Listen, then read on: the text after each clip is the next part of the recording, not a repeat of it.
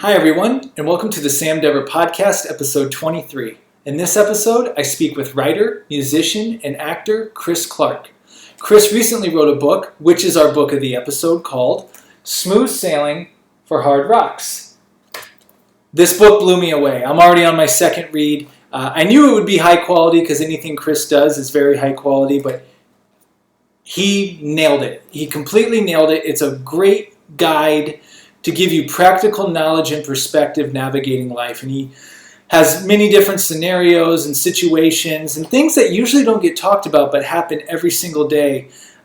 He just gives you some perspective on maybe how you may handle some things or think about things differently before making certain decisions. He really did an amazing job, and this is going to be a book I'm going to continue to read and reread over and over again, as I put it, with a lot of great spiritual and self-development books I've read. So, Smooth Sailing for Hard Rocks by Chris Clarke. And without further ado, here's my conversation with Chris. Chris Clarke, welcome to the Sam Dever Podcast. My man, thanks for having me, Sam. This is it's been a long time coming, and we didn't even know it was coming, but here we are. Here we are. I'm excited. Really excited about this episode, man, and I'm going to plug it right off the bat. You wrote a book. It's phenomenal. It's called Smooth Sailing for Hard Rocks. I don't know if people can see with the light there. It's already, I'll say it's the book of the episode. And you really blew me away, man. Like, you really blew me away. I knew it was going to be very good quality because you put out very high quality work. But, I mean, a couple chapters in, I'm like, whoa, this is doing things to my brain and my mind and making me think about life and going back and visiting all these past experiences. I mean, I put it up there with books like the Bhagavad Gita and other spiritual texts that I've read over this past year. I just went on a huge spiritual spree in self-development. And that's an honor, bro, to be compared to that caliber of work, man. Appreciate that. Yeah, man, absolutely. So before we get into the book, I thought maybe we would just start. Maybe you could just tell us a little bit about yourself and what led you to writing this book. All right.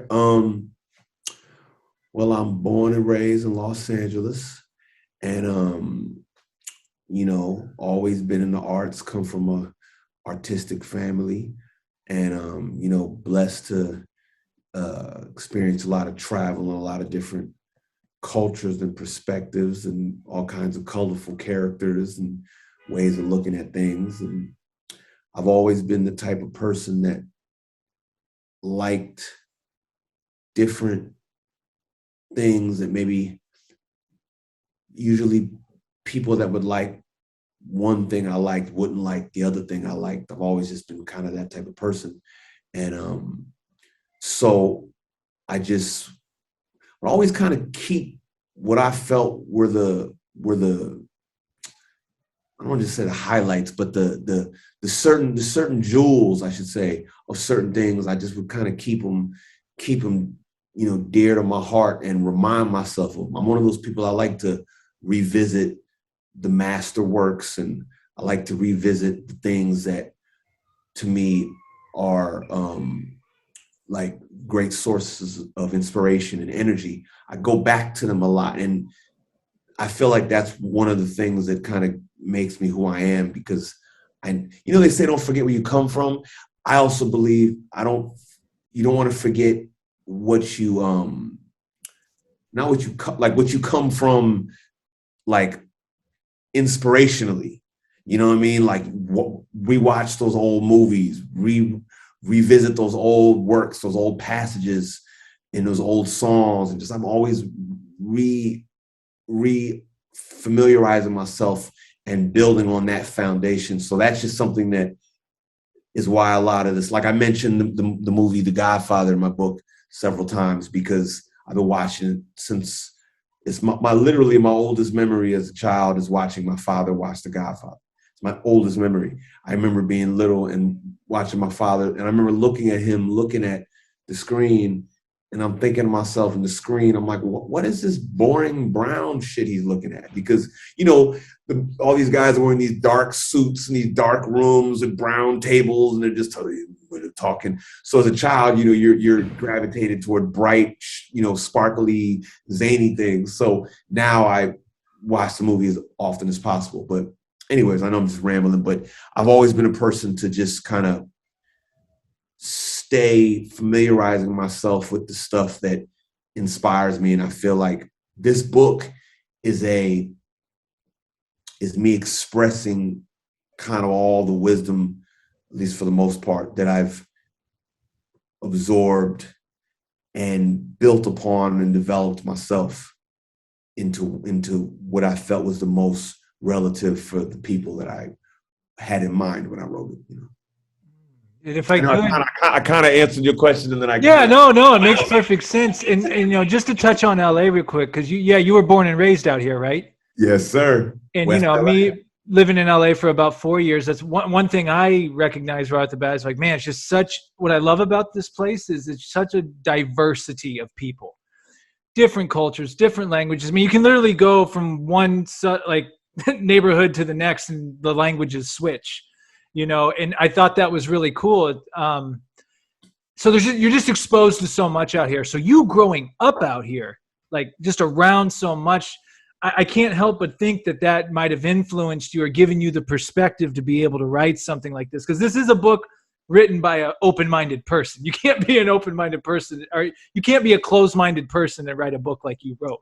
So growing up in Los Angeles, that definitely 100%. And I was a person who was fortunate I grew up in Los Angeles, and, I'm a first generation Los Angelino. Pretty much everybody in my family is from Philadelphia. So East Coasters who had me. So, and Philadelphia is a very, working class town. So my experience of LA is also, I have the perspective of people that came to LA in their late 20s and, it had me. And so my whole family not being from LA gives me other perspectives. And then also my family, and a lot of close family friends and associates, a lot of world travelers and artists, so I've always had, like, I'm from LA, but I don't have a typical LA experience. Not saying that's bad or not saying that's good. I'm just saying my particular experience is unique in that regard. So I feel like I have that essence, LA gumbo kind of, because LA is a melting pot. Mm-hmm. But at the same time, my personal, background is a melting pot. I'm mixed. So then I have that, what I mean? But yeah, LA itself is, there's no city like it. And, this is where people come to chase their dreams. This is where people that have made their dreams come true come to enjoy their dreams. And there's no city like it in the world. And it's a blessing to be here. And people that are here that understand how fortunate they are to be here, usually do right by the city. Some people, they don't, and they like to talk stuff about the city. I don't do that. I love my city. But, no city's perfect, but LA would definitely give you a unique perspective. And especially if you're fortunate, like I was, to have a unique experience within a unique place, and know a lot of unique people.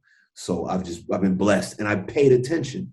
I've always been a person to pay attention. I like to speak. I like to ask questions. I'm very inquisitive, and I'm very passionate, enthusiastic about what makes people fresh and what makes people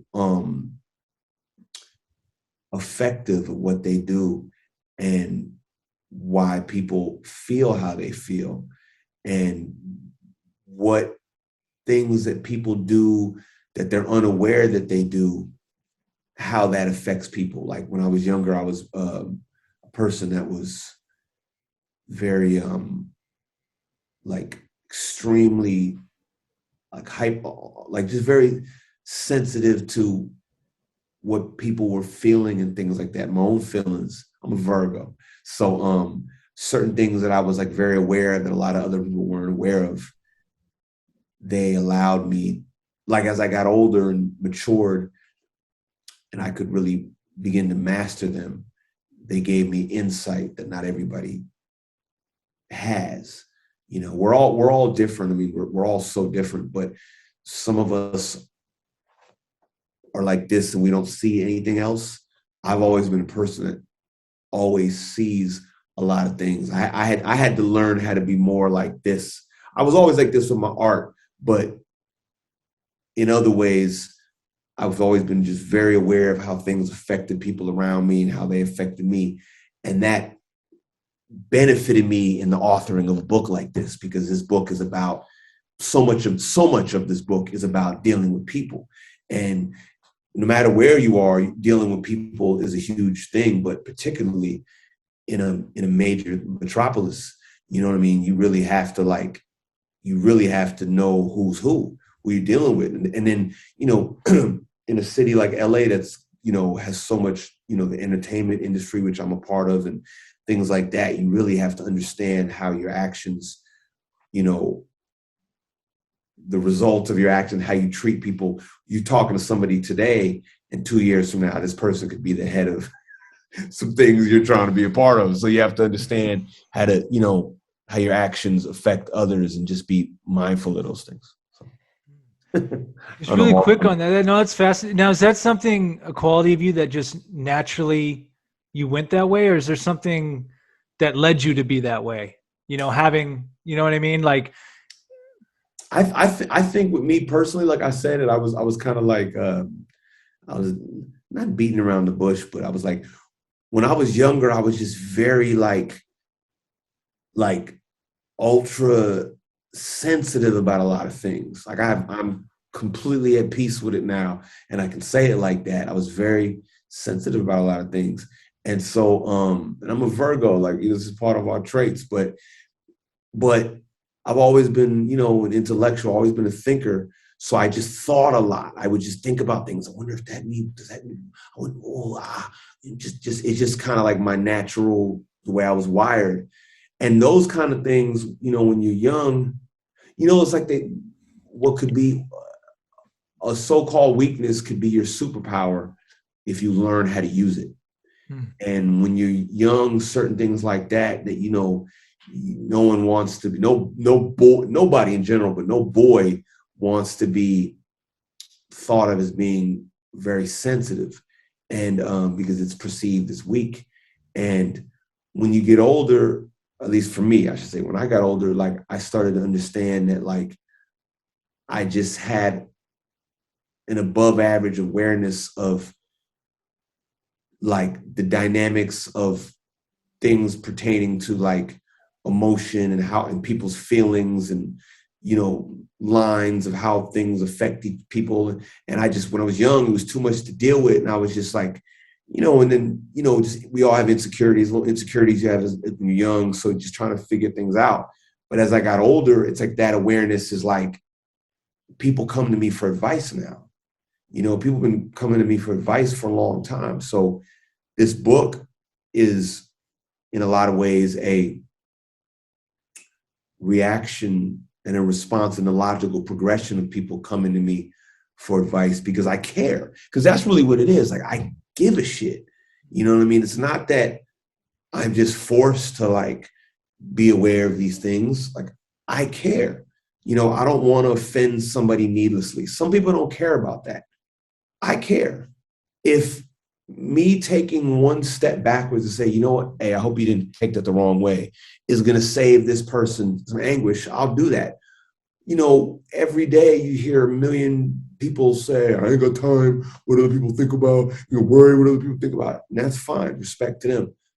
I care. I can't care about what everybody thinks, and I can't, you know, fix what everybody thinks, but sometimes it's a nice thing to, you know, as long as you don't put yourself out, you know what I mean, and put yourself in the back, which when I was younger, I did that. But once, like I said, once you get to an age where you understand how to like not do too much, that's when those things, it's like you have to learn that. That's why I said it's almost like a superpower. It's like the X-Men and all that stuff. They had these powers. They have to learn how to use it because at first they're blowing shit up and they're wrecking things. You gotta have Professor X. Professor X. You know what I mean? Like you know, it's like even in the realms of romance. You know, I'm a loving, affectionate cat, and I've, you know, when I was, you know, new to it, I, you know, scared some girls off because they were not used to, you know, I'm articulate. I can speak. I'm a writer. So I would, you know, I just want you to not feel like this.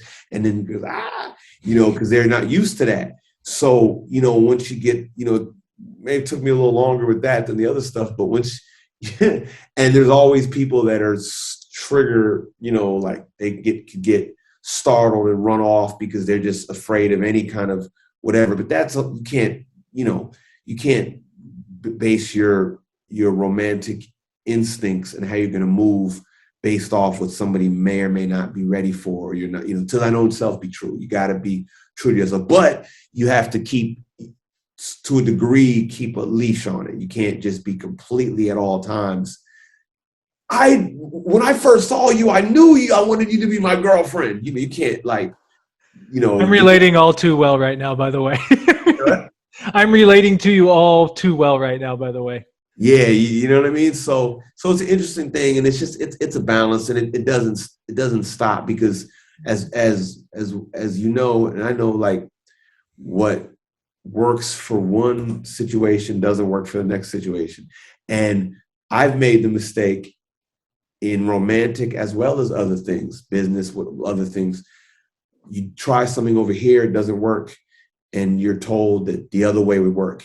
The next opportunity you get, you go super hard in the other direction, and then that person's like, no, I wanted it like that. So you have to, it's you know, you don't necessarily know. All you can hope for is the ability to read the signs, engage the temperature sooner before you play yourself out of position. And that's what, you know, the intention of my book is. That's why I said in the preface, I said, this book is like a collection of tactics, or almost like chess strategies. And I say a master chess player could know all the strategies under the sun, but that doesn't say which one's going to work. You have to look at the board, measure the field, et cetera, and know when to apply what. And that's really the game. It's like knowing how to fight. If you could know all the moves, but you got to know when to duck, you got to know when to fold, know when to walk away, like, you know, when to, you know, it's all about knowing when the moves, because an excellent move is only excellent because of its timing.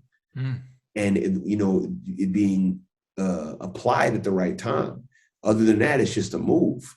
You know, going like this, I'm just going like this. But if you put a basketball in my hand and the rim, and it says 3, 2, and I win the buzzer beater, and then it's all context. So, anyways, Yeah, well, and so like we were talking beforehand. And again, I'm trying to articulate it as best possible. It's like this book is like a guide for someone, a playbook almost.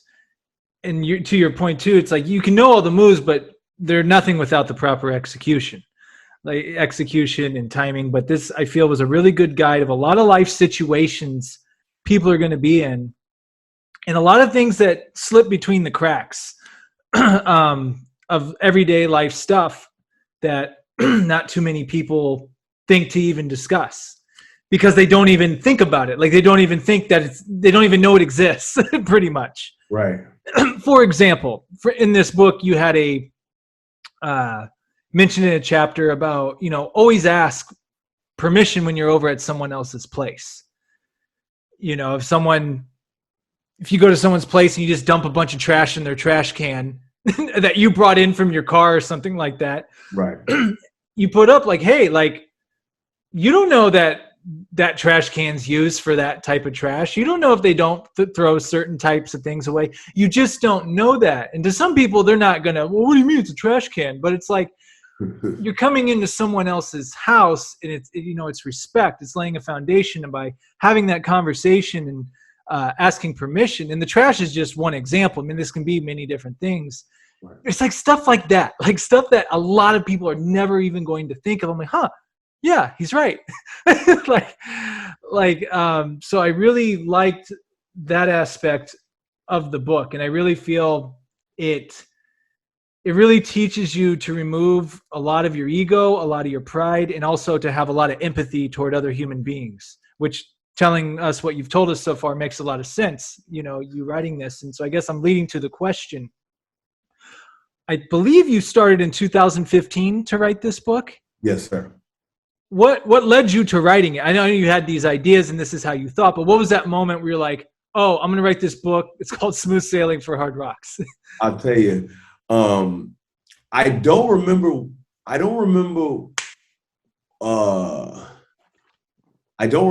when I came with the title.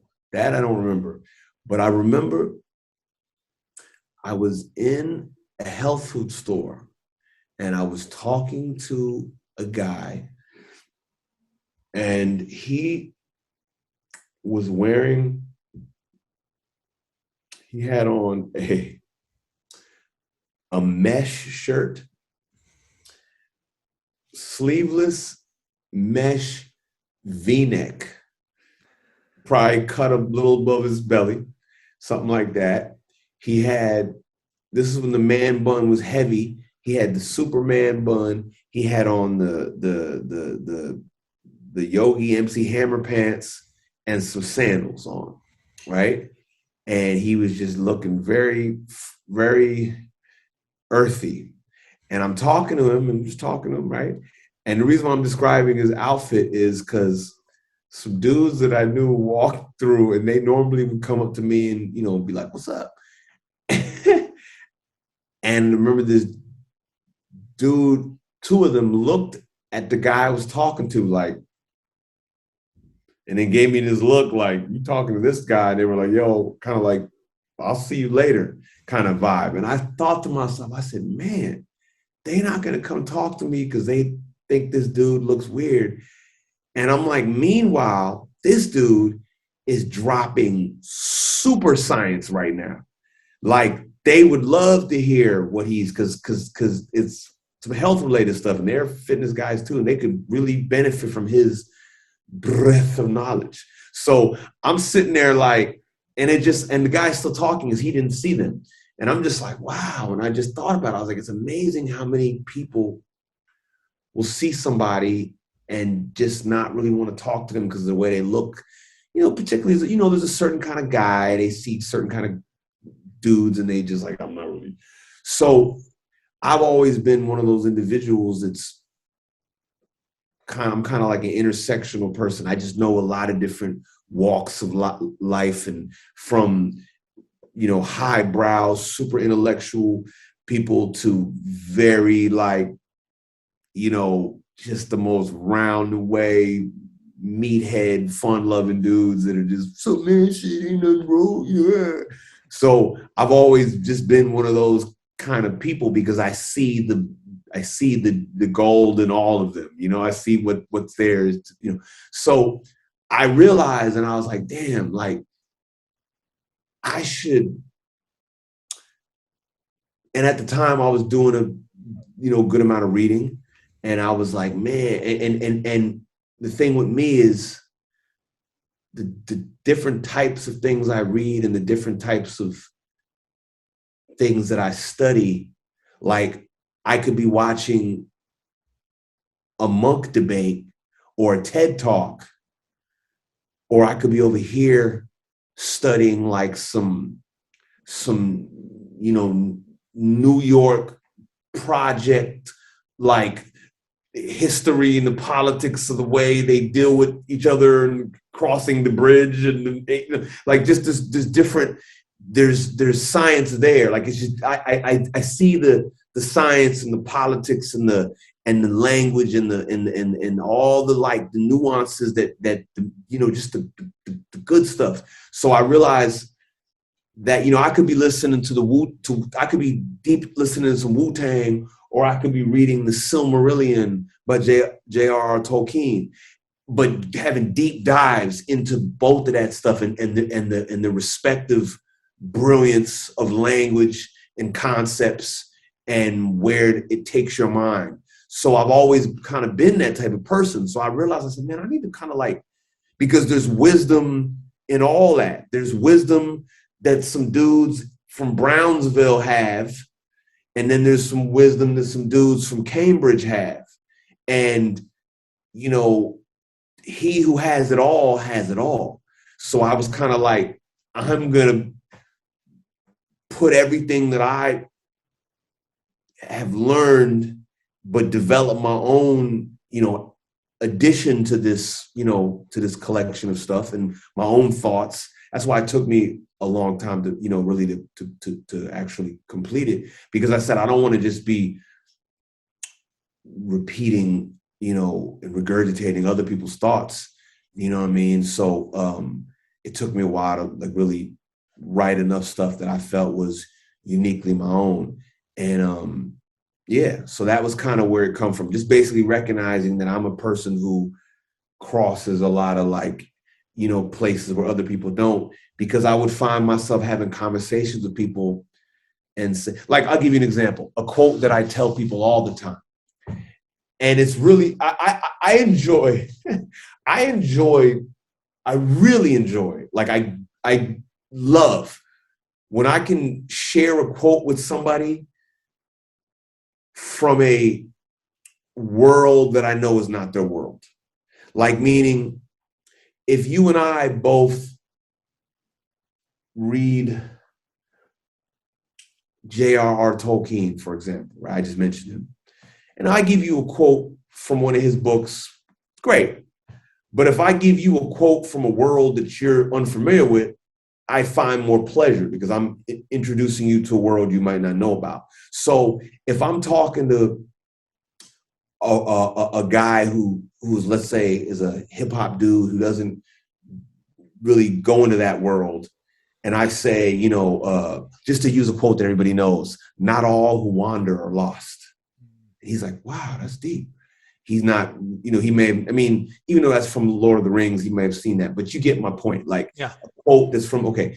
In the same way, if I'm talking to a professor and I was to say, in the words of the great LL Cool J, the greatest mistake you can make is one made out of kindness. And LL Cool J said that if you don't know any better, then you can be like, well, I didn't know any better. But if you make a mistake trying to be kind to somebody, but you know better, you're like, fuck is wrong with me? Why did I do that? So if I'm saying it to somebody who's never listened to an LL Cool J song, I feel a little more accomplished because I'm, one, bringing them something they don't know, but simultaneously I'm bringing some praise and some more esteem to that world to which they might have a limited. Like, I used to love quoting to people. There's a great rapper named MF Doom, and he has this line where he says, only in America could you find a way to earn a healthy buck and still keep your mind on self-destruct. It's like, forget about music. Only in America could you find a way to earn a healthy buck and still keep your mind on self-destruct. That's a brilliant concept, regardless of music, let alone it's rap music with profanity and whatever they want to say it. So I would always enjoy bringing that line to the attention of people who think all we do is rap about whatever they think we rap about. So anyways, that's just one of the things that I've really taken on since a young age, is I enjoy sharing wisdom from places with people that they normally don't look in that direction. Dope. And side note, I love MF Doom, by the way. I'm glad you used that example. Yeah, MF Doom, man, he's incredible. Sure. Yeah, as you're explaining all this, it's really, you're really breaking down all the barriers. knocking down walls, if you will, because we live in a society of division, to say the least, of so many things that, like, you gave the example of the guy you were talking to in the health food store. Your friends immediately saw him, judged that book by the cover, stereotyped whatever that is. And, oh, well, that type of person is like this, so we want nothing to do with that. Where it's just, I don't know. I really like how you're taking the gems of humankind that we all can benefit from. Right. And you're kind of being that bridge. I almost feel like, it's like, hey, there's good stuff to be said over here, and there's good stuff to be said over here. You both need to check it out, but so many people won't even give it a thought for whatever reason. Like, yeah, my favorite quote is Bruce Lee. Like, I tell people my favorite quote is not at all poetic. People usually say my favorite quote and they go for something that has poetry, and I'm a poet, you know what I mean? But my favorite quote is just the functionality, just the usefulness, the utility of this quote is just amazing. Bruce Lee said, absorb what is meaningful, discard what is not, add what is uniquely your own. And I say we should look at everything like that. I mean, if somebody teaches me a recipe, how to cook something, I might have to omit an ingredient or two because it might not go well with me, and I might add my own little thing. If somebody tells me, I mean, even, religions, with all, due respect, most religions have something that's, wrong with them. You know what I mean? So there's something that you could, if you have a certain degree of open-mindedness and thinking, you'd say, well, I might not deal with that particular, that applied, 2,000 years ago or 1,500, whatever years ago. So certain things you have to be able to look at and take what you resonate, and not just take, but accept what, resonates with you. And then certain things say, no, I don't really need to incorporate that in my life, but let me add my own interpretation. Let me add my own, to it. And I feel like that's an important thing. So that's kind of how I live my life, without trampling over anything that I'm not trying to act like I know better than things that have been around longer than, but you know what I mean? Like certain things you just have to, you have to be courageous enough to be honest with certain things that need to be improved. 100%. I'll just throw a quick example from my own life to what you just said. Like, I grew up in the church, for example, and, I hit that age where I'm like, okay, religion is blah, blah, blah. I don't necessarily, I'm going to go a different way, yada, yada, yada. And then I found other spiritual books and other things, Bhagavad Gita, all these other things. But then I circled back to the Bible and like the New Testament with Jesus, right? And then I'm reading it and I'm like, wait a minute. Like, Jesus is actually a dope dude. I'm just like, the things he's saying, I'm like, wow, like this is like really profound right now. But it took me to be like, hey, let me take another look at this without me worrying about the structure of man-made religion and all this stuff. Just speaking for myself, of course, but it's like, 100%. It's like, it was really eye-opening to be like, okay, you don't throw the baby out with the bathwater with everything. And you cover that in your book when you talk about, if you're talking with someone and maybe they say one thing that's kind of like, I don't think that's really true, or that just sounds crazy, but maybe the other 95% of what they're saying is spot on. Right. So, man, it's really, I guess, it's coming to me how to describe your book more and more. It's just like, it really, like, you're teaching almost discipline too, in a way. Like, you're teaching, you got to be disciplined. Like, you got to be disciplined and you got to have patience. Because a lot of people they're programmed. They're programmed, as soon as this happens, this is what I do. I flip out or I discount this. But this is like, now hold on. Let me just sit here. Let me listen to what this person's saying. Let me hear what they have to say, It's amazing. I didn't think about it from the discipline. Yeah, from a discipline standpoint, you're right, because it's interesting because discipline, people sometimes take it and they just think discipline just means to not have another piece of cake or to work out an extra hour. But there's discipline to actually take the time to really think about something. You have to discipline your mind to be like, hold on, don't go there so quick, because it's easy and it's familiar to go there. It's like, you'll watch people sometimes when they get into arguments, like it could be somebody you argue with, but it's usually better when you see it clear when you watch two other people get into an argument and you see one person is overreacting, and then they've hit the, like, for lack of a better term, the fight or flight, the confrontational mode is arised. And then a person's like, no, listen to what I'm saying. And then now they're in this mode. And it's like, he just said, listen to what he's saying.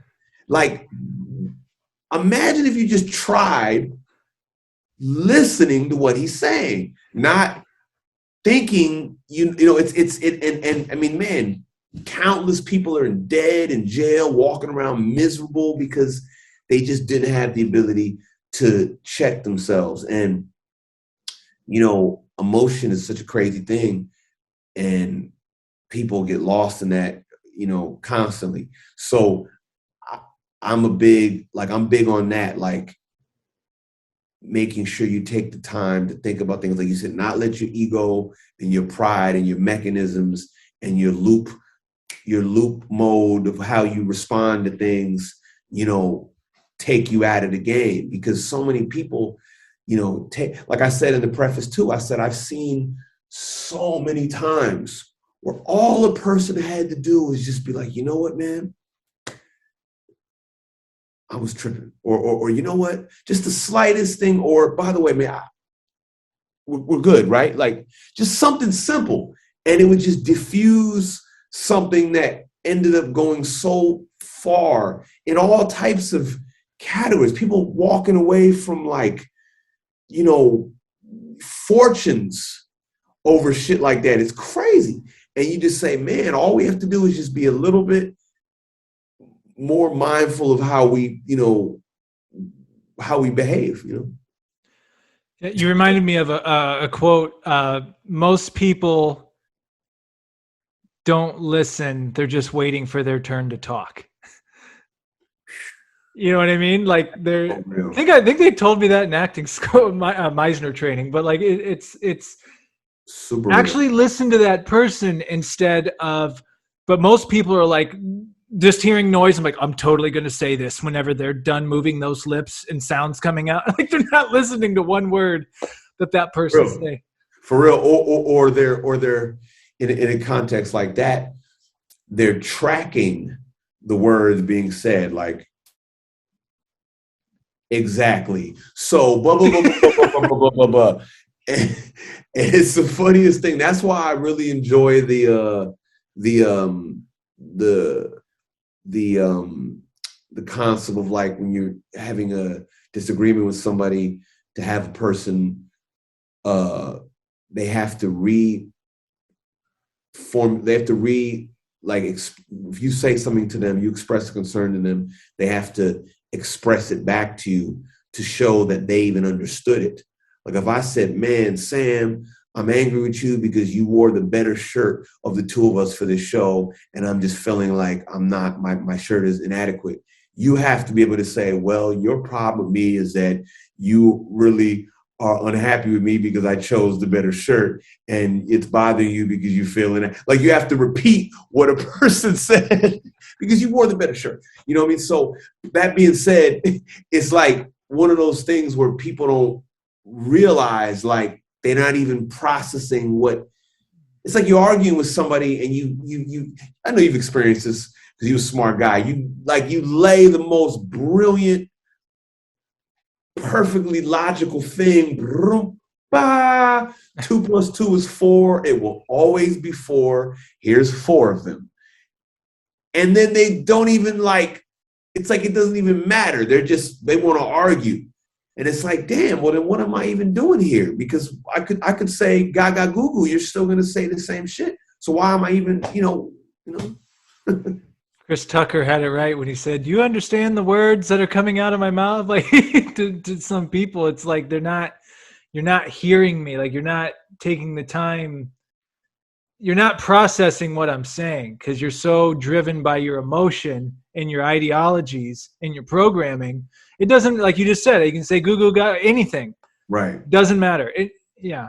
And that is the opposite of smooth sailing for hard rocks, because, you know, it's funny because the essence too of the book is funny. Like there's a lot of funny, like side conversations with people I know, like, you know, obviously life isn't always about things being easy, you know, and somebody brought up the point, well, what about, you know, they say still waters never made a good sailor. It's like, okay, right. But here's the thing.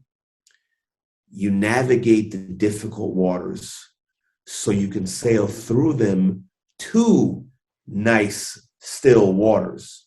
You don't want to be spending your whole damn life dealing with the Moby Dick, Captain Ahab storms, and shit, your whole life getting smacked on the side of roads, and Frankenstein on the side of the ice thing with the, you know, you want to have some cool moments. You want to get off the boat, walk through the port, have something to drink, meet somebody, cuddle up, put on some, you know, you want to get, you know, there's going to be other storms, but you want to have nice moments. And so it's not about life is always going to be smooth. It's about having smooth times when you can and enjoying them, because also it's like, it's not just, you know, because a lot of, you know, people, it's very cool and it's very like trendy to you know, to just be like pro grind. It's grind. It's grind. It's like, yeah, but you know, like you gotta, you know, come home and have, you know, a meal with your mother sometimes. You know, you gotta like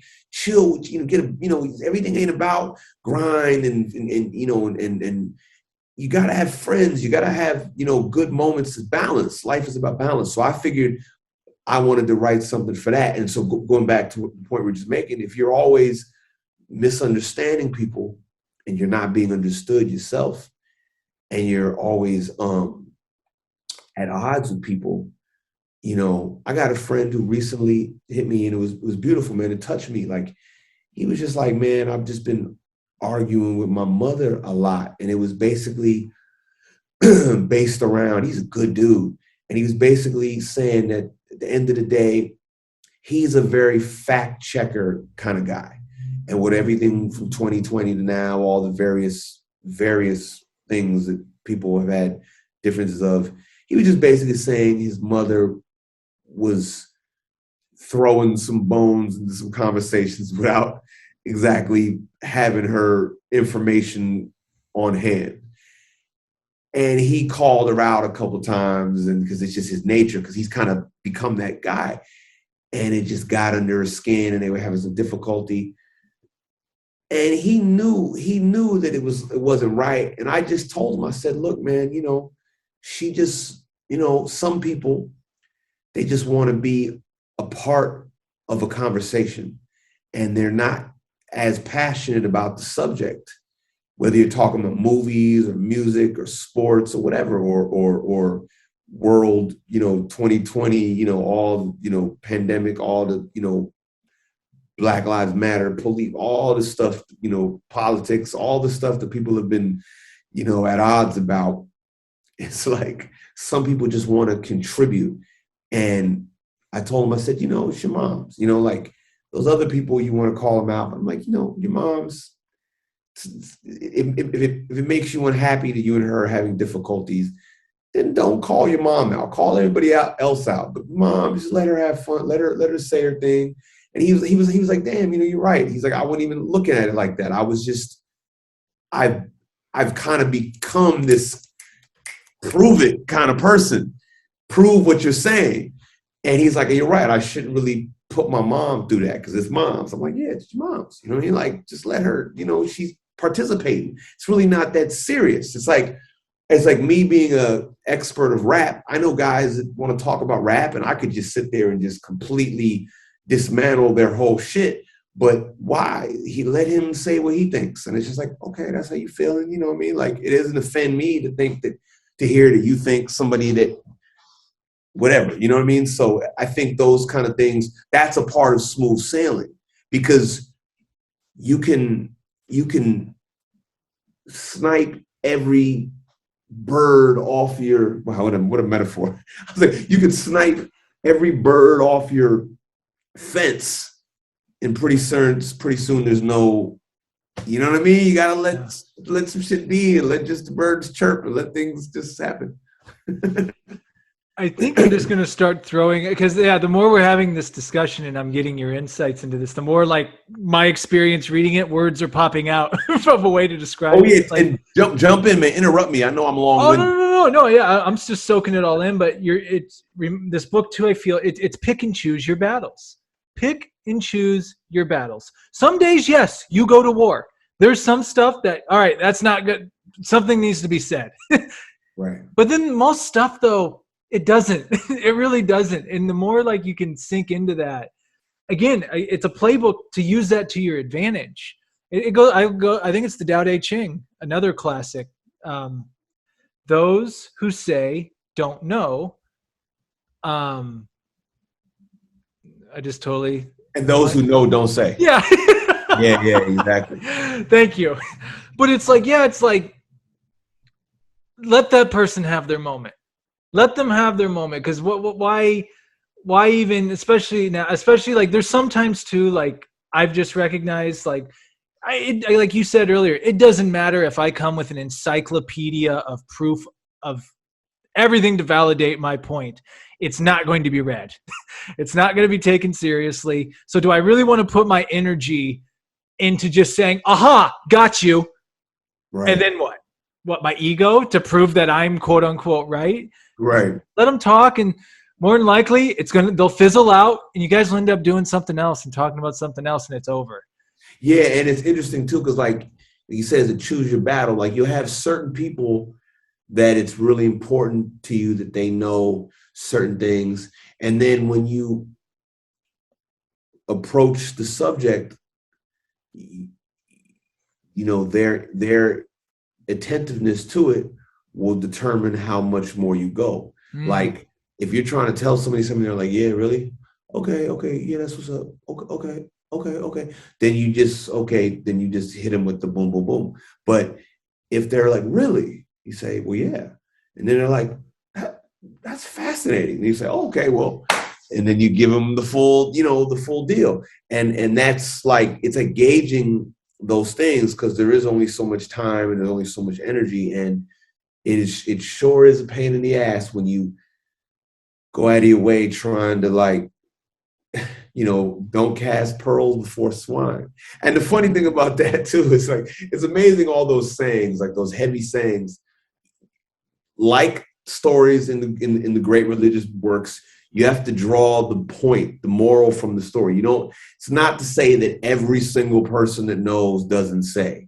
And it's not to say that every person that says doesn't know. It's saying, it's hinting at something. It's making a point, and you have to be able to read between, through, and around those lines and understand. So when you're seeing somebody that's pontificating, but it's a little thin, versus somebody over here that's just giving you little blips, but they're not really flushing it out for you. They're the one that really knows. It's the same way casting pearls before swine. It's like, not everybody that's not ready for something is swine. Some people are just not ready, and you have to treat them like in the Kabbalion. I believe it says the ears of the lips of wisdom stay sealed until the ears of, I always mess this quote up, man. Like the ears, basically something about the lips of wisdom stay sealed until the ears of something. Oh, I see what you're saying. Yeah. Like it has to be like, you can be saying something to somebody that's not, and sometimes it's fun. We won't lie, sometimes it's fun, but you have to, like I said, choose your balance, choose your battles. When you remind me of a point I've been making to some people, because a lot of this stuff I've been reading over this past couple of years, especially this past year, I'm like, man, if I only would have read this when I was like 20. But then at the same time, it's like, I wouldn't have comprehended it. I wouldn't have understood it. You have to go through stuff Same with this book, man. Even if I would have read this at 18, 20, yeah, it definitely would have given me a heads up to some things. But having life experience reading it, it's like, oh, I know exactly what he's talking about. Like, you have to go through certain things sometimes before, like you said, you're ready to hear that message. And that's what I was starting to hint at way earlier when like one of the first, it's so funny for the first things you asked me, and I just went like, it's always fascinating to see the way the mind leaps where it wants to leap. But when I mentioned about things that I go back to, it's like something like The Godfather.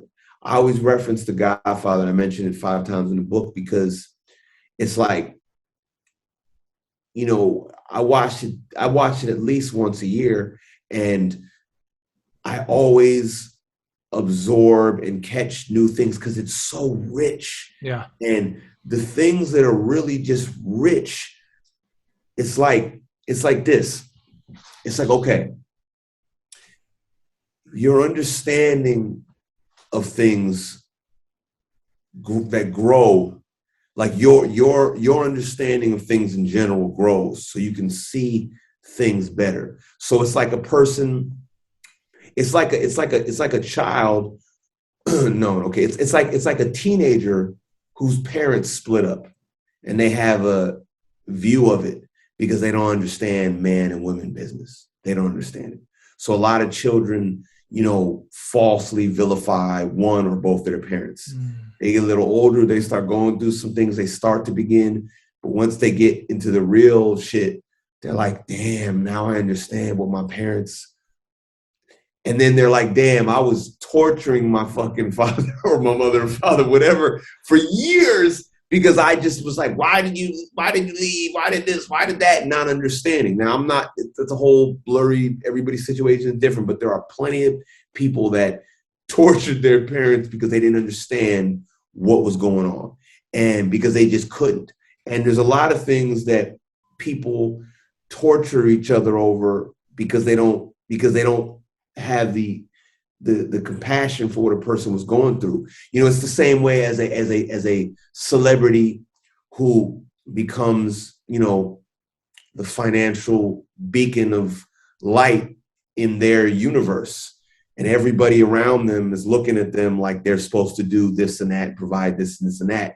And they'd be like, man, he doesn't do this. He doesn't help this. She ain't doing this. They ain't doing this. But not realizing what that person is dealing with. Like, it's easy to say, well, they're not doing this because it's just easy to say that because you're thinking about what you want. But that person could be dealing with shit you'll never understand.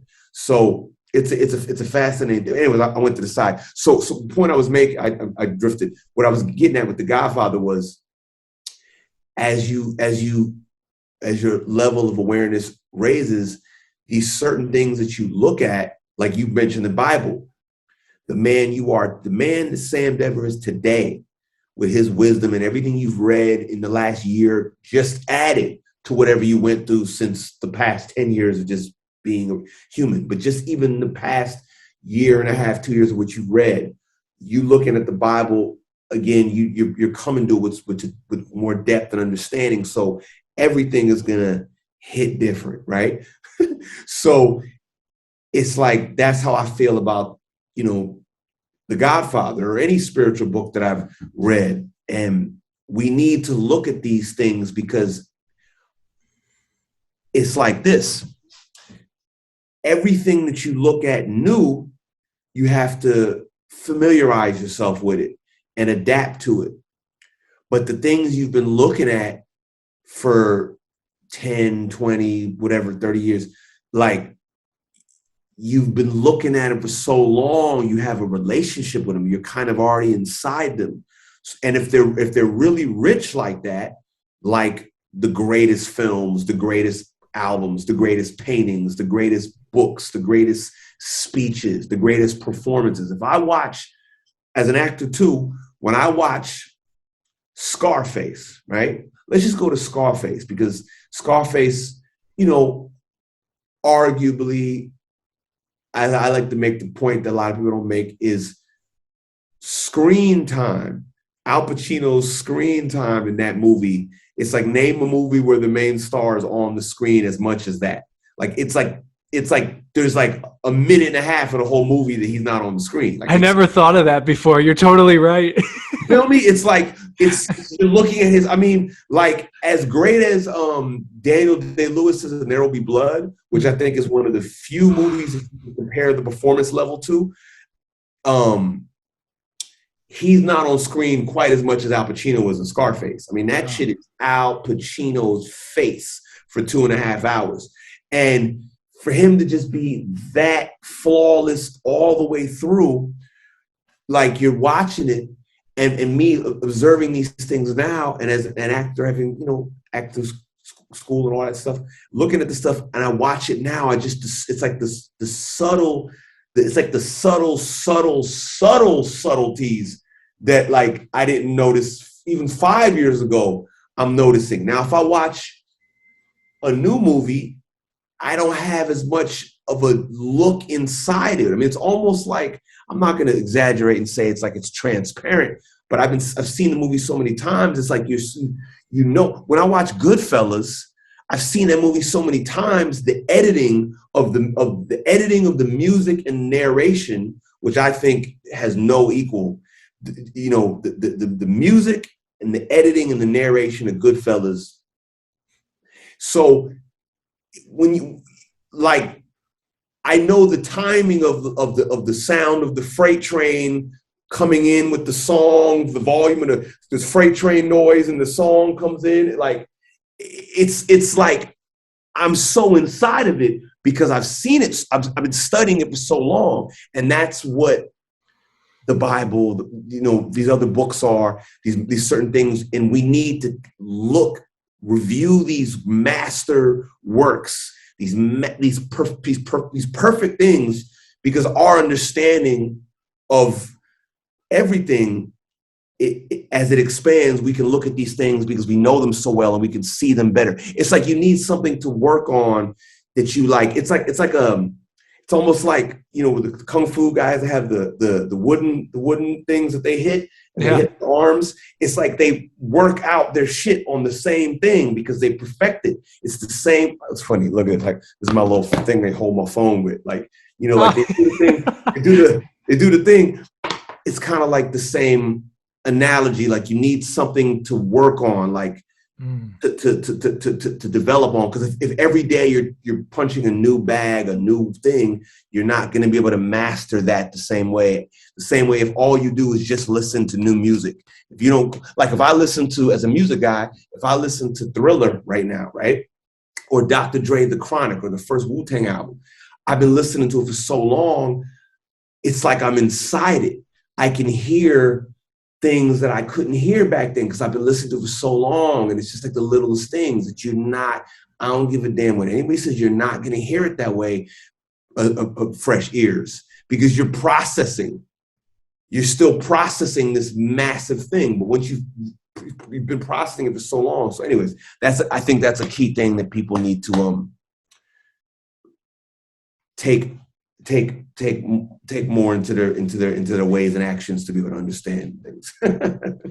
Yeah, man, you make so many good points about. What did it remind me? Like, his name's Naval Ravikant. If you've never listened to some of his, I can send you some links to the podcast he's been on. Like this dude, like totally. Naval Ravikant. Oh, Naval, yeah. Naval? I had a funny Twitter exchange with him one time. The dude, I saw him on Rogan, and then I just went on a rabbit hole of going and Tim Ferriss and all this stuff.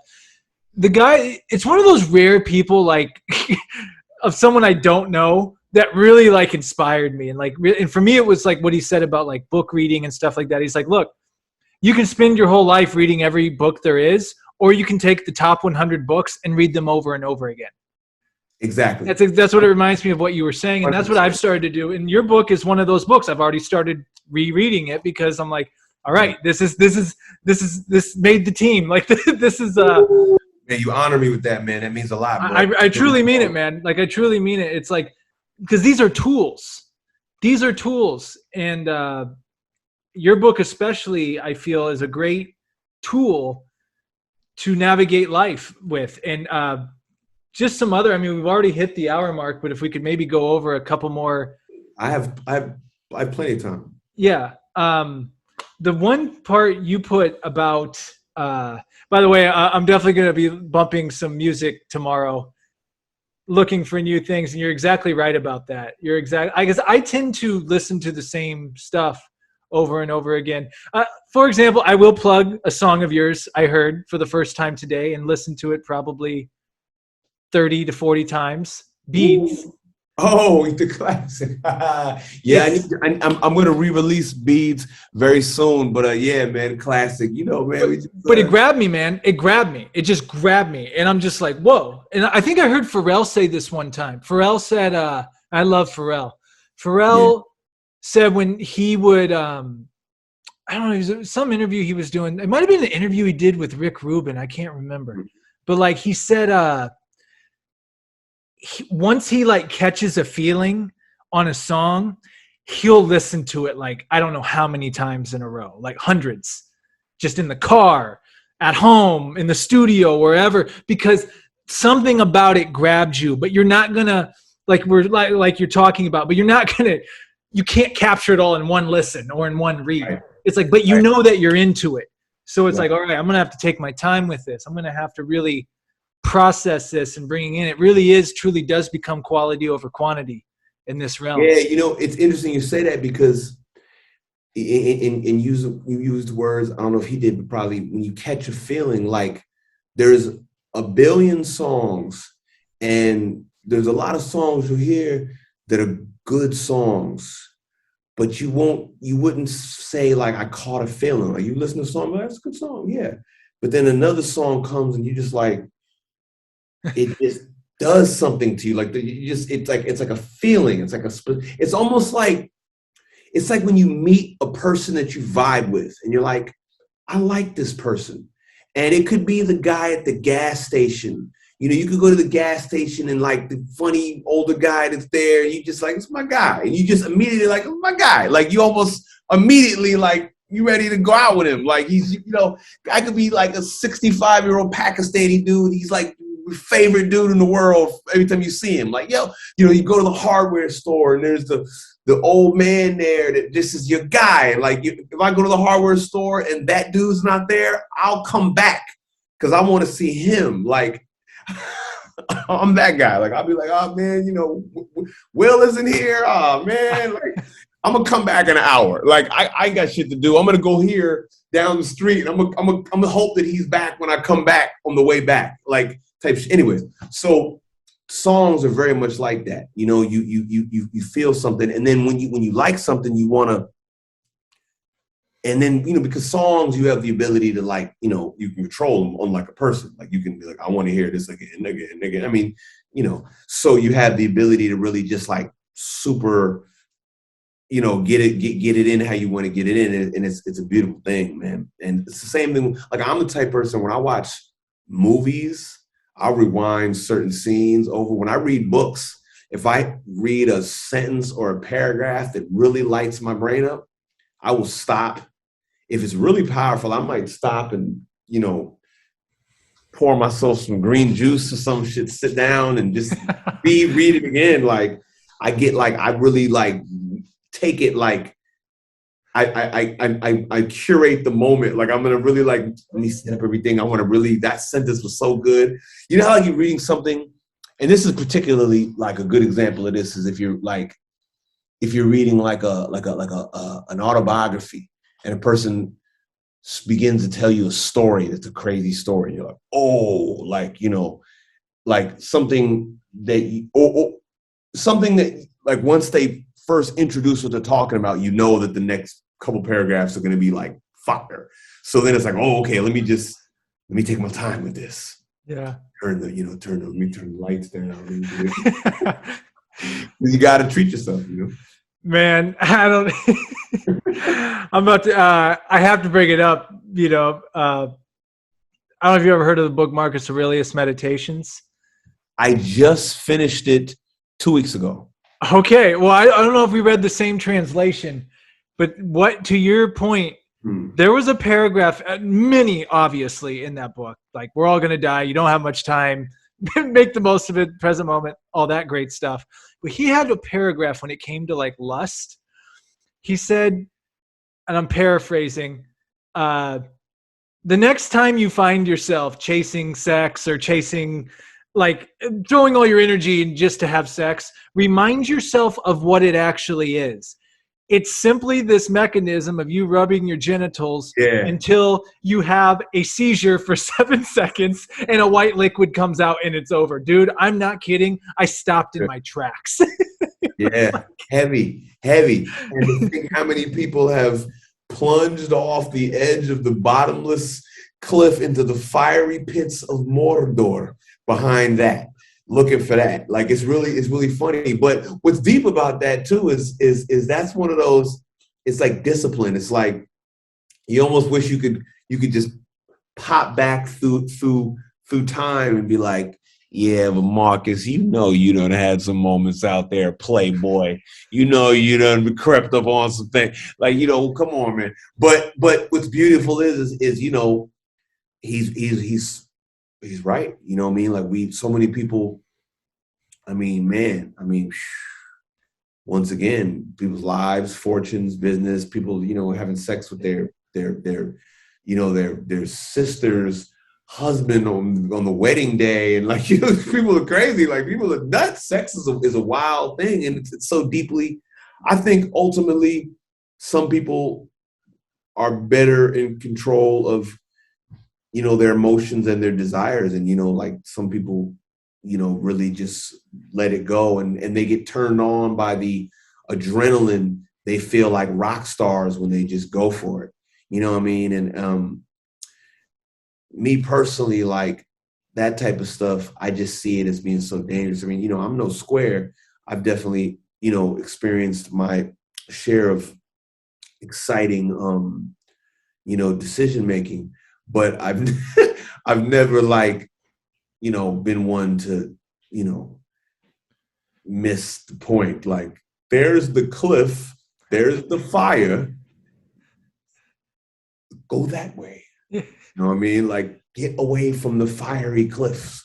You know what I mean? Like, because some people, it's like, man, wars and nations and all that stuff. It's really fast. The movie Troy. It was all over a chick, man. It's really amazing how many, musical groups brought down behind stuff like that. How many, it's fascinating. And I was watching on the Rock and Roll Hall of Fame,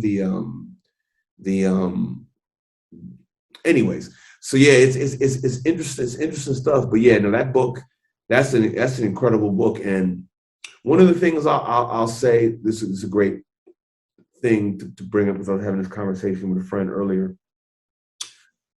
I've really realized this year that every great thinker that I know personally, or that I've read or heard give speech, every single one of them without fail is completely full of shit in at least one area, right? Or with one thing, I should say. Maybe not a whole area, but one thing. And I was thinking about it, to be a bold thinker, to be, you have to have a lot of heart, a lot of guts, and you're going for it.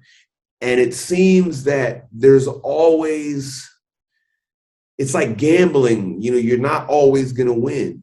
You're not always going to be, it's like fighting. You're eventually, any real fighter at some point got beat up. There's no fighter that's worth mentioning that never lost a fight. It just doesn't, there's no athlete that never lost a game when the game-winning shot was in his hand. Whether it was a golf club, whether it's throwing, catching, shooting, whatever it is, baseball. So I was thinking like that with thinkers. And so, there were a couple things in Marcus's book that I was like, now, granted, it's a translation, but there are a couple things that I was like, yeah, I don't really agree with that. But then I was like, but you know what?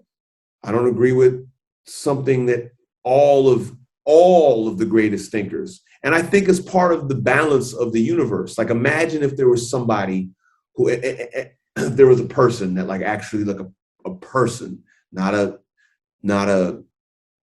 mythological or religious deity, but just like an actual a person that like everything they said, there was not one thing that was wrong. It wouldn't make sense, because it's almost like we need that balance to show us that we are imperfect, but also that when you see a person you admire so greatly wrong, it shows you that you too, because you're wrong about things, so you can be just as great. So I think about that a lot.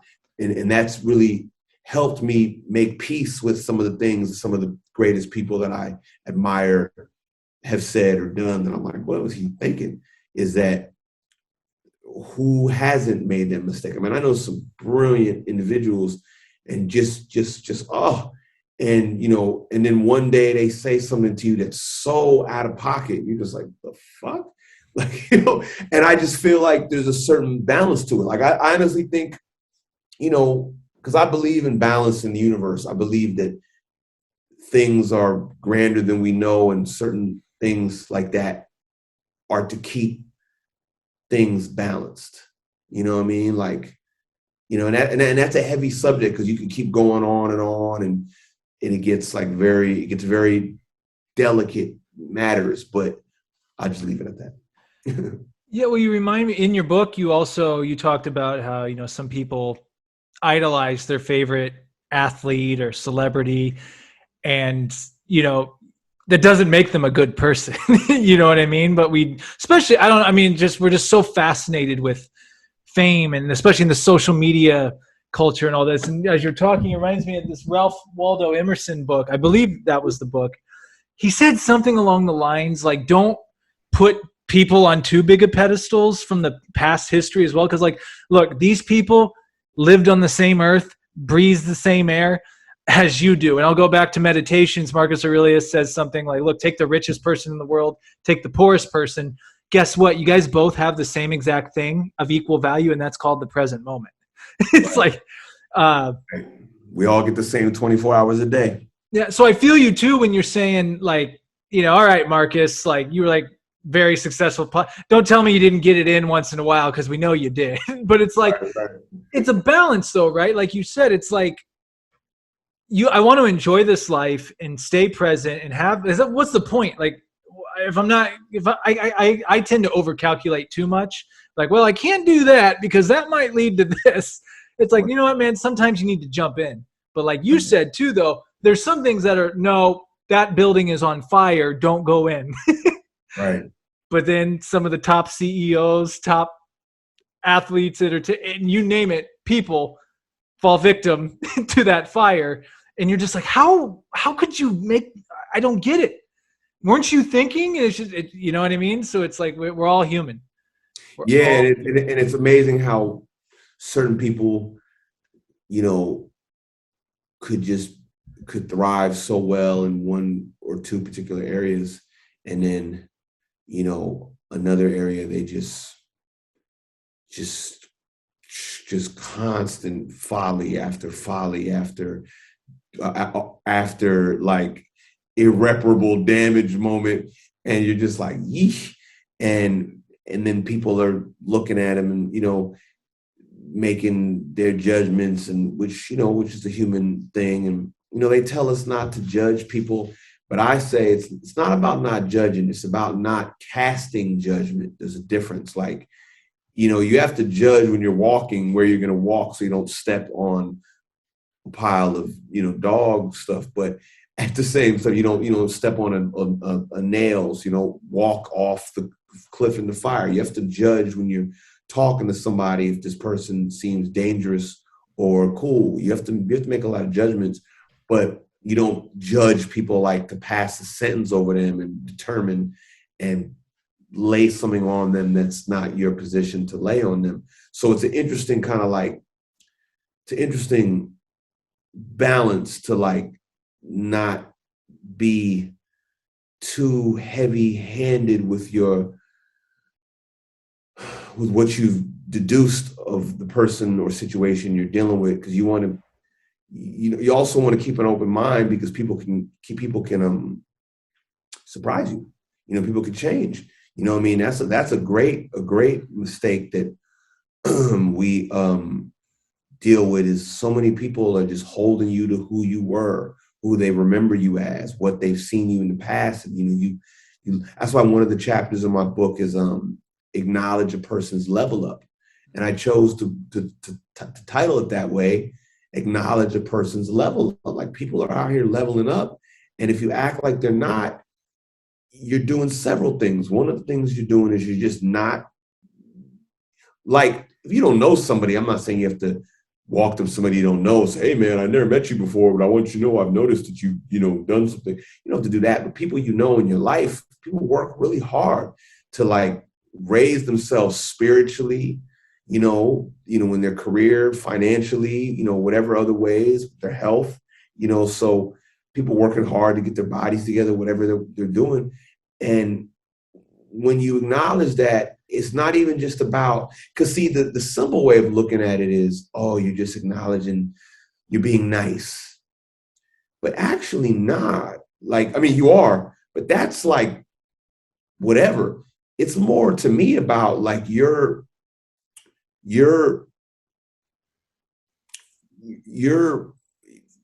actually participating in and celebrating the accomplishment and the energy of bettering yourself. So on an energetic level, you're kind of like, for lack of a better word, you're almost like bathing in that vibration and that energy, as opposed to just sitting back like, whatever. So what? He finally got his money together. Great. He's got a nice car now. Oh, great. He's successful now. Oh, he was in a movie. Oh, great. He did great. Oh, his restaurants really hitting it. Oh, great. Whatever. You can do that all day, but you could be like, man, that's amazing, man. Hey, man, you're doing well. You've elevated. You're like, you're that much closer to it. That's how I feel. It's like if I listen to Michael Jackson or Earth, Wind and Fire, and I'm like,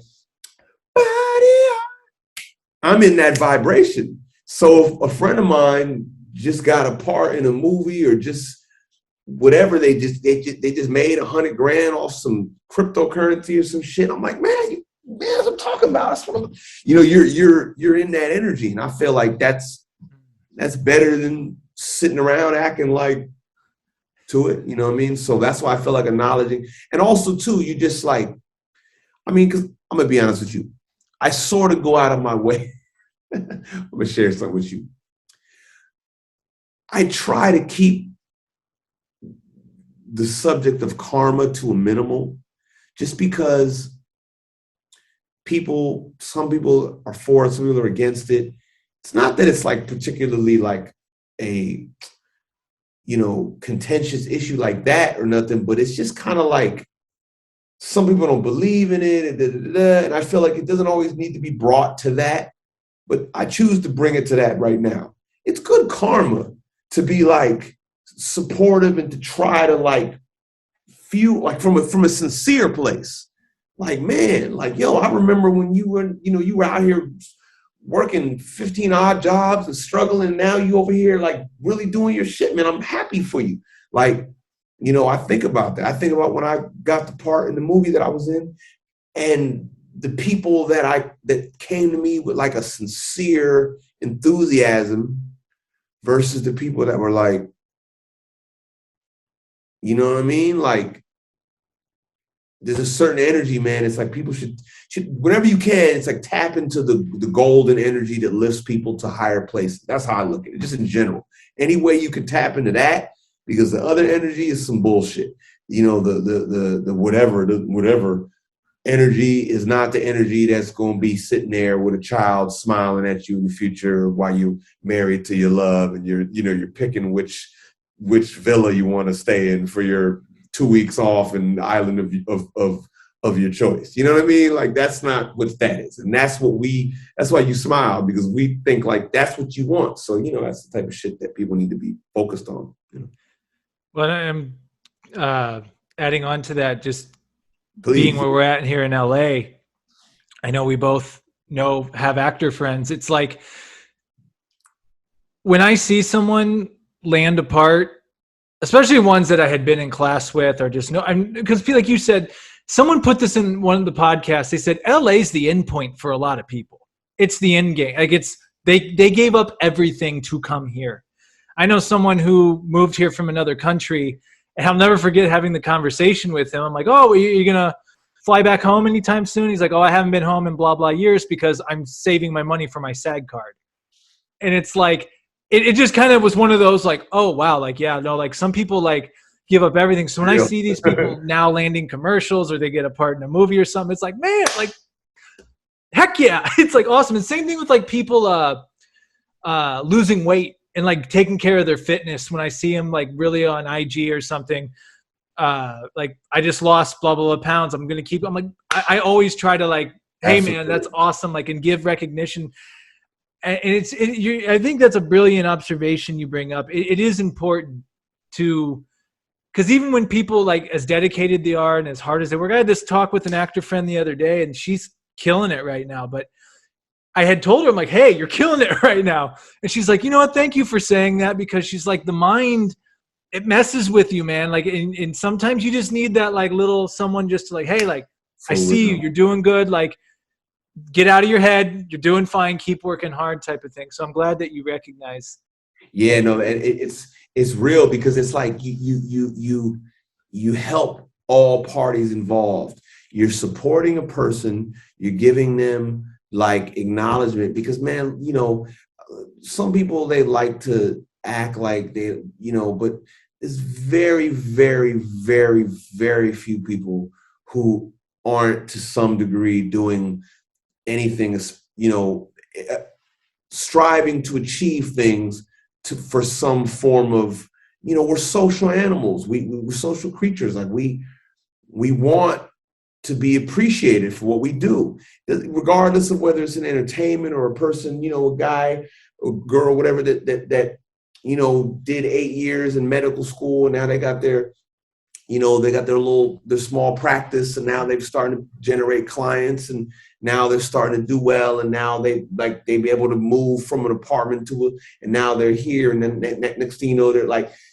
people work hard, man. So, you know, and don't do a lot of things that they could do, make a lot of sacrifice for these things. So it's important, I think, that we acknowledge people, because it helps people. And it's like it takes 10 seconds to say something like that, less than that, and what it can mean for somebody. I mean, most of us are walking around remembering things that people said to us. Like, there's things that people said to me that like are like talismans around my soul when I have my most difficult times. Like, I think about this person said it to me, and that shit meant everything to me. And it's like, it gives me like a guiding light, like, you know, was it when things grow the most dark? You know, Lord of the Rings. It's like a word somebody said. It's like something you know, that lights when you need it. And so, but then the flip side of it is your soul, the highest version of you. Because if you want that, then you should be able, you should honor it wherever you see it. If you want, like, if I see a couple that's just killing it like this, you know, and I'm not talking about like success, I'm talking about like financial or career success. But, you know, you see couples and they just their shit is dope. Like, you can see that they just have a great chemistry in the way they move. It doesn't matter like whether they're, you know, their shit is fly or basic, but you can just tell that they really have the magic between them. Because there's couples that are sitting on yachts and it's trash, you know what I mean? And there's couples that are sitting, you know, in a pissy mattress, but they're golden. Like, when you see the magic between a couple, like, I'm the type of guy a lot of times, like, you know, I try to, you know, if I see a couple walking down the street, you got to be careful, because some guys ain't having it. You know what I mean? What? You know, they think you're like being funny. So you can't just like, I just want to tell you, y'all are beautiful. But there are times when you can. And when you do that, like like I'll give you an example. If I see a couple walking and they both like are just immaculately dressed and they're looking like they're just happy, and I'm walking by, I could be at the Grove or something, and I could walk by, I could be like, man, y'all are doing it. Just something as simple as that, and they can detect the sincerity. Man, people be like, thank you, man. We've been waiting to hear that. Like, you could, like, this one guy, I forget what he said, but he said something like, it was just whatever he said, I won't remember, but it was kind of like a way of saying thank you for like we out here, man. Like, thank you for like, we're just, because, and I remember thinking, I was like, yeah, when you walk and like some people see you, but not everybody's going to say something like that. And it's almost like they're contained and they're happy with themselves, but it's nice to know that it's like I was the mirror of the city at that moment. Like, they have their mirror at the house, but I was like the mirror of Los Angeles. Like, I just want you to know that LA is seeing y'all and y'all are fresh, and they really appreciate it. So it's like, I feel like, when you do that, that's better than just walking by them. Because I've been the guy before, salty, like, man, I wish I had a girl, man. Right. Well, yeah, no, and there's been times where, and dude, here's the thing too, like when, especially like people I've had dialogue with, man or woman, and sometimes it's people, even women that I've gone on dates with before, but we just, maybe that romantic vibe wasn't there, but we're cool as friends.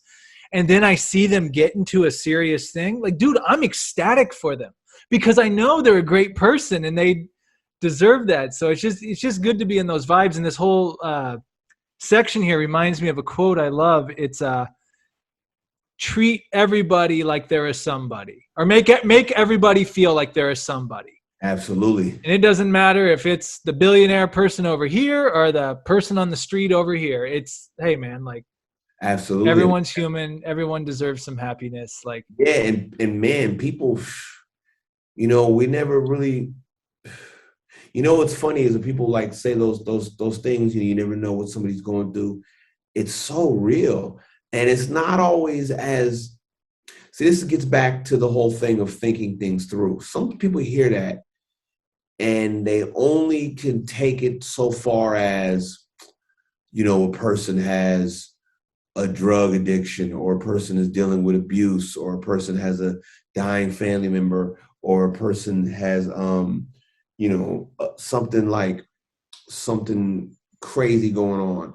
Like, they're just things people dealing with anguish in the mind. Like, just that some people just have weird things going on in their head that's like difficult. They might be healthy, everybody in their family is healthy, this and that, but they just dealing with some like thoughts that are difficult that somebody might be insensitive to. Like, man, you over here worried about some old, even depression. You got people that are walking around with clinical depression, and because they have on, Balenciaga, and they're eating superfoods, and they're, they're using Uber Black everywhere, or they have a nice car, people just completely act like they're just the luckiest person in the world. Mm-hmm. And they could not be suffering in any way. And there are people that just have, we're complicated, man. So it's like, and that's another component of smooth sailing. If you're walking around thinking you know what everybody's going through, and you're making judgment of people, and you're alienating yourself from people, drawing these divisive lines between you and people based off an assumption, you're playing yourself. Because you never know who's gonna, like in my book, I referenced the guy in the Yoshinoya, the guy in the bushes of Yoshinoya, because I used to eat Yoshinoya back in piece of Yoshinoya, but I'm just not the fast food guy anymore. And I was gonna say, I used to go there, and there was this dude, and I was eating there probably for a period of like maybe, I don't know, a year on and off or something like that. And there was always this one dude in the bushes there, and it was like a small, like little curve around the drive-through. So it was like maybe, I don't know, 6 feet by like 4 feet, like a little area. And they had like the little hedges that were trimmed. And he was like behind the hedges. So he was like in this little island almost. And he's behind him, and he had all this shit back there, like behind the bushes. And I was like, damn. And I remember just one day thinking to myself, like, I bet you he knows a lot about something. It just hit me one day. I was like, there's got to be something that he knows. There's something that if I knew what to ask him about, he would probably pop up and be like, oh, like maybe he knows everything about, the Dodgers in the 80s. Or maybe he knows a lot about German leather manufacturing. You never know. Like people just know whatever they know. And hard times befell him and he's dealing with it. But I just remember thinking, like, you never know what a person has to offer. So you have to make decisions. Some people you have to like leave them alone for whatever reasons. I'm not saying I was trying to go get down there in the bushes with him and cuddle or nothing. I'm just saying, like, I don't want to you don't want to discount anybody like that just because of whatever reason. And, anyways, I'm rambling right now. Yeah, no, it's all related to the book. And one last, I mean, we could do 10 segments on your book, and there's so many things I want to bring up. But one last thing I did want to bring up from the book that we were talking a little about in the pre-show, communication and the words you choose. And you discuss, and there's a couple different sections of the book, and one in particular where you're talking, I'm paraphrasing you, but if you're always responding to people with okay or yeah or just simple stuff, and you're not really, when it comes time for you to really have to be articulate and explain things, it's almost like if you're not in the gym shooting your free throws, and then when the game's on the line and you get put on the free throw line, you probably should have been in the gym shooting those free throws.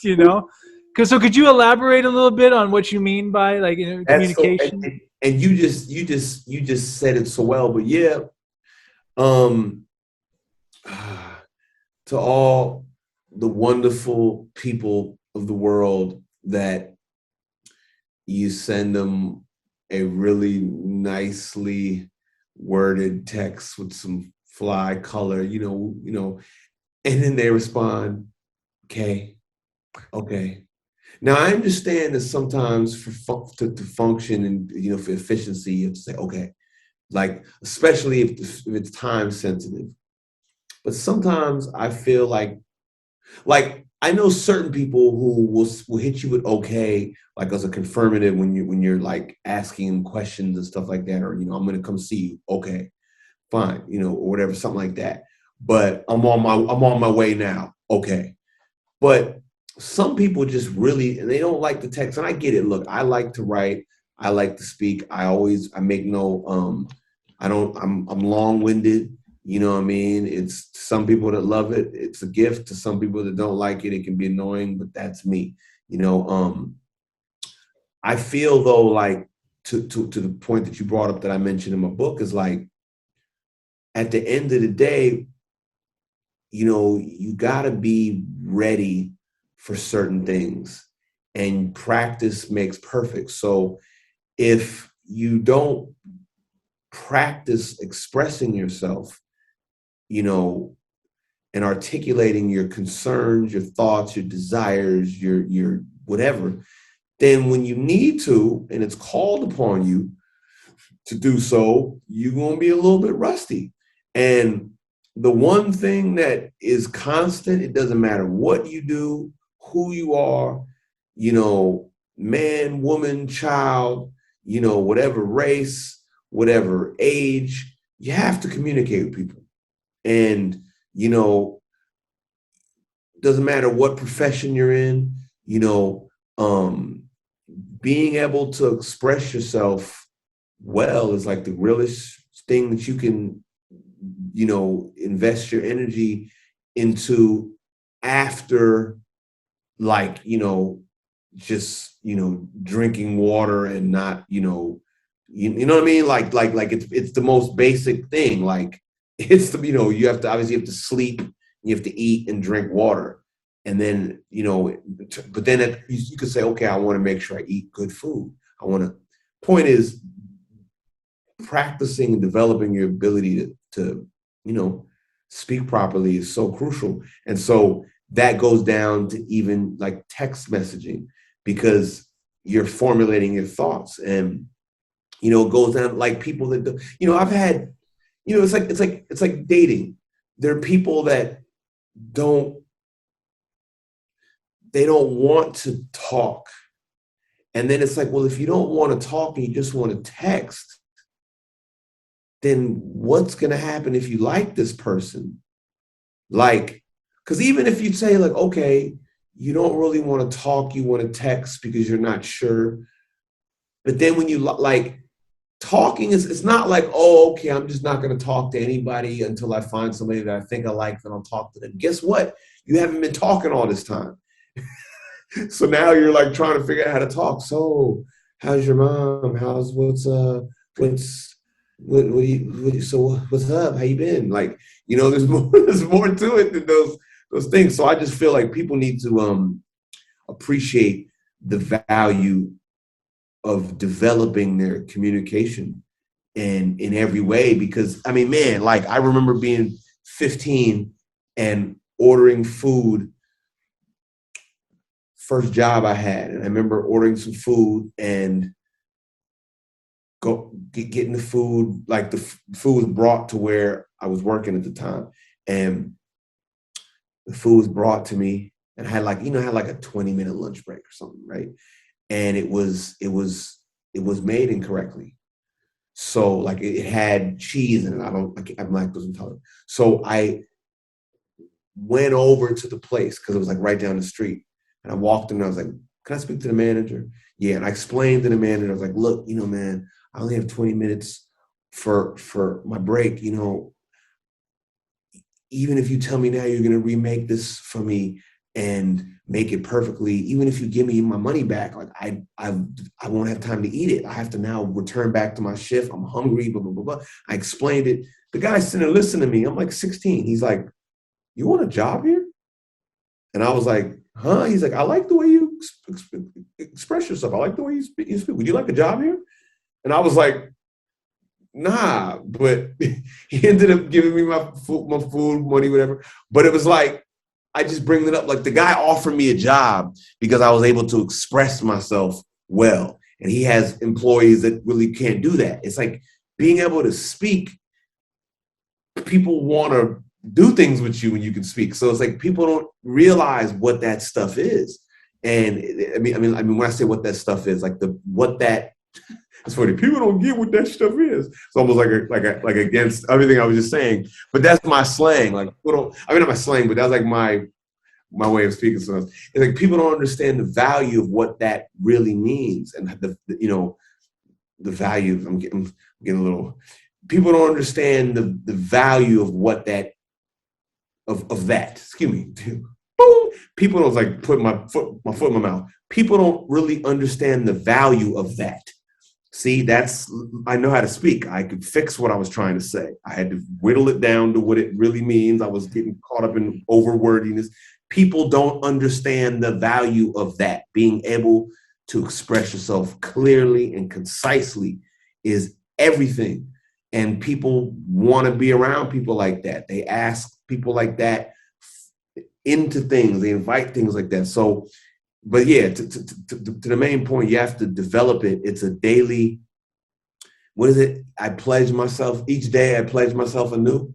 You know what I mean? It's like, you know, that's why you and I get along because, you know, there's a certain importance. It's like, you know, you're talking to people that, you know, you could be talking to somebody. I was talking to somebody not that long ago and we had a disagreement. And I said to them what they said, and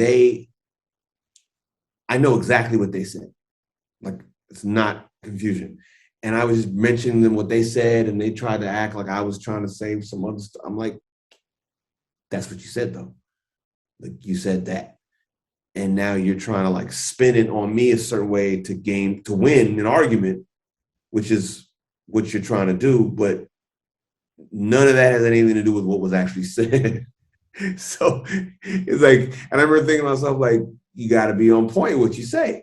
You got to listen to what you say. You know what I mean? Like, I'm going to watch this back and I'm going to hope that I didn't say anything that I missed saying. There was one word I'm not going to say that I remember saying. You know, words. There's certain words that you like have a working understanding of, and you're like, I think I've used that word right, because you get in the spirit of saying words because you're getting bolder and you're getting more like free. I want to use that word and I'm going to use it. You say it, and you're like, yeah, that felt right. And then maybe later you're like, I don't know if I used it quite right. But sometimes you got to go for it. You got to live a little. So, yeah, it's important, man. Communication, because communication is everything. I mean, communication is magic. You can talk yourself in to a fortune, and you can talk yourself out of, the pits of hell. I mean, there are people that have, like, it's amazing what you can do with your communication. Presidents, all that stuff is this. It ain't nothing more than that. It's nothing more than that. You know what I mean? Like, it's literally that. Like, the songwriters, producers, all that stuff. It's, having that, being able to put it together and being able to, like, to say what you have to say it's a beautiful thing. So yeah, I think that's the great love of my life is words, man, because it's just so beautiful, man. It's amazing the things that we can create with our words, Yeah. Well, and with your words, you've created, in my opinion, a masterpiece. Smooth Sailing for Hard Rocks. We're going to have to do something again here sometime, because you and I can definitely go. There's, even with what you just said, there's about 20 things I want to add on to that. But, we've hit about that time. And if people want to get your book, Chris, Smooth Sailing for Hard Rocks, how do they get a hold of a copy? How do they purchase a copy? All right. So currently, they have to holler at me directly via Instagram or Twitter, Facebook, or whatever. How to find me? I might be at a Whole Foods somewhere, buying some sardines, whatever. But we're in the process of setting things up for an official launch in 2022. You know what I mean? So that's, I'm not going to speak too much on that right now, but things are being set up.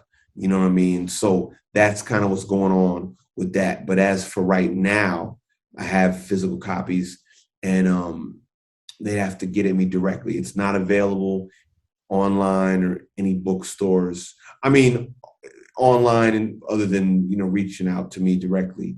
I have Smooth Sailing for Hard Rocks Instagram page.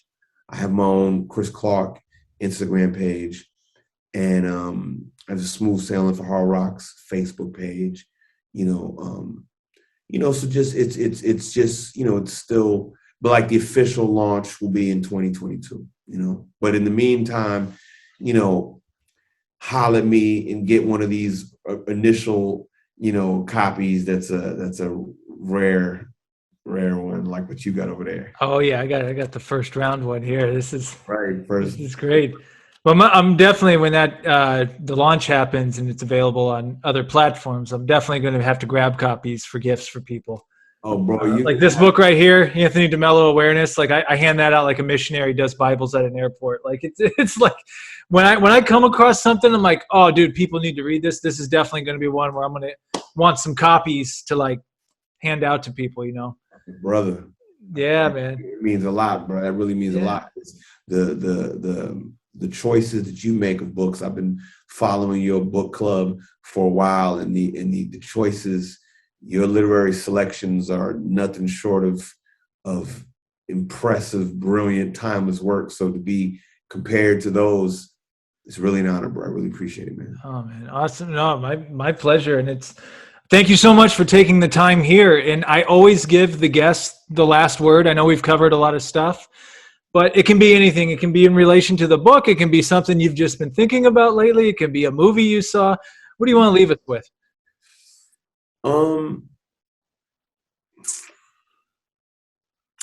Here's because I could go so long. I got one. I would like to speak directly to whoever's listening to this, watching this, has heard this. And I just want to present an idea. Just imagine if what he said, what Sam said, is true, if the book that we've been talking about is a masterpiece, is really filled with that level of valuable jewels. Just imagine that. Like, imagine that.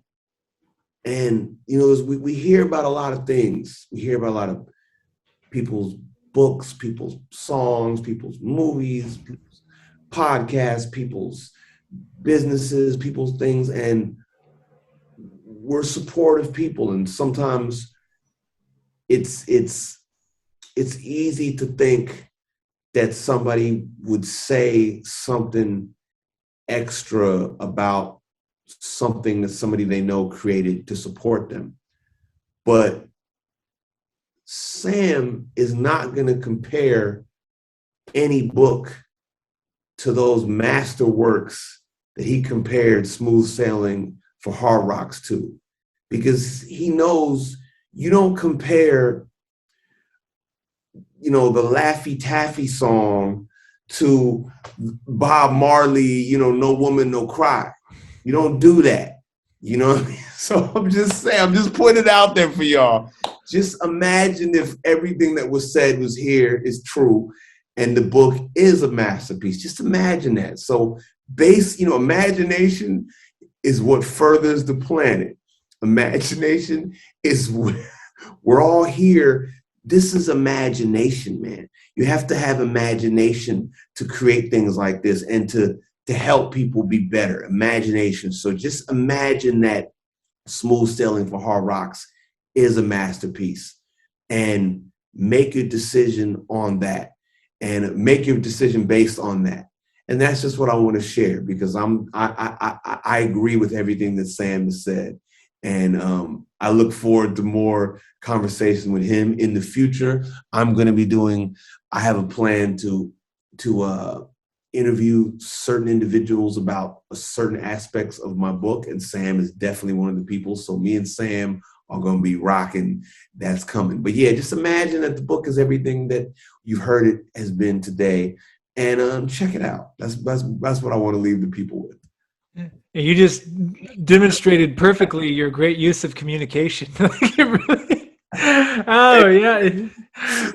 Well, Chris, thank you so much. Stick around for a minute after I stop the recording. But man, so great to connect with you. So great. Again, Smooth Sailing for Hard Rocks. For right now, holler at him directly. Look out for the launch. We'll put the links to Chris's info to holler at him. There it is right there. Yes. In the show notes. So Chris, I will be talking and hopefully seeing you soon, my friend. Thanks again. Absolutely, King. Good to build with you. Appreciate you again, man. Absolutely. Take care. Peace. Peace.